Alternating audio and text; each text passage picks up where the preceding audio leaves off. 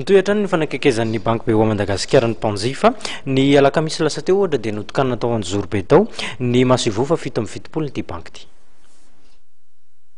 Ny BO Madagasikara no tambazotra ny banky lehibe indrindra eto Madagasikara ary efa mahatratra 7 amby fitopolo ireo masivoany manerana ny nosy. Nitokanana ny alakamisy lasa teo ny masivony BO Madagasikara ao Anjoro be ary tonga tena toerana ny tale general n'ity banky ity sy ny ekipa izay notariany nanome voninahitra ny lanonana miaraka amin'ireo manam-pahefana tao atoerana. Ankoatr'ireo mpanjifa mahazatra toy ny mpiasam-panjakana dia anisany mampiasa ity banky eto Anjoro be ity ihany koa ireo izay miasa eo amin'ny sehatry ny fambolena. Anjoro be raha sokafana tsy sokafana fotsiny fa raha ohatra zao tika Antananarivo nakaty dia osafotsina menana misy masofahefana miaraka zao faty zao atsika fa tena resaka fambolena kokoa tena misy aty.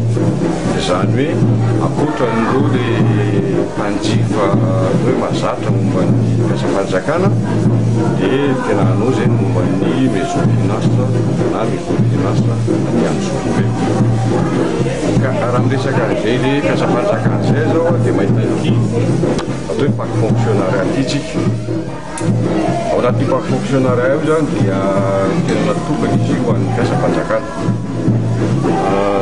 Raha ohatra mpiasam-panjakana anankiray zany zao miditra ho mpanjifa amin'ny banky izy dia eo amin'ny lafin'ny ofana konty no misy masamafa azy. Raha contrat fotsiny anan'le fonctionnaire zany dia somary ambonimbony kely le ofany. Ka ny parc fonctionnariat ity zany hoe manana karazana tolotra be lehibe ao anaty misy folo. Hoe konty anankiray zay konty biochèque koa andraisana karama isa-bolana. Dia misy konty tahiry tafito anaty misy natao hoe SMS, misy bifone, anatin'izay koa manaraka koa ny carte sésame le isatsika ireny sisa. Zava-dehibe ho an'ny distrikana Anjoro be sy ny mponina ao aminy ny fisian'ity banky ity izay mitondra fampandrosoana ao atoerana.